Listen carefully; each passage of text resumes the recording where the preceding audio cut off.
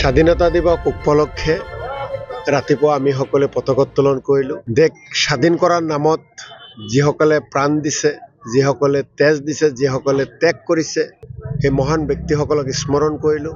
আৰু আমাৰ স্বাধীনতা যাতে কোনো খৰ্ব কৰিব নোৱাৰে তাৰ কাৰণেও পণ ল'লোঁ। দেশৰ সংবিধান গণতন্ত্ৰক জীয়াই ৰখাৰ কাৰণে যিমান যুঁজিব লাগে সেই যুঁজাৰো পণ ল'লোঁ।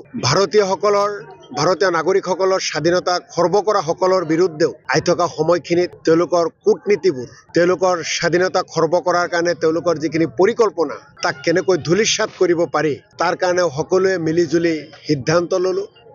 আৰু আজি শেষত পাকাবেতবাৰী ব্লক কংগ্ৰেছৰ অন্তৰ্গত আমাৰ দলৰ কৰ্মকৰ্তাসকলে ৰাইজৰ সহযোগত বাইক ৰেলীৰ জৰিয়তে তিৰংগা যাত্ৰা কৰিলোঁ। পিঠাদি বজাৰৰ পৰা ভক্তডোবা বজাৰ হৈ কয়াকুছি পাথাৰ, কয়াকুছি বজাৰ, ঝাৰাবাৰী পুতলেটাৰী হৈ বৰবলা বজাৰলৈ আহিলোঁ। এই বাইক ৰেলীত হাজাৰ হাজাৰ যুৱক যুৱতীসকলে, আমাৰ কংগ্ৰেছৰ সতীৰ্থসকলে ৰাইজে অংশগ্ৰহণ কৰিলে।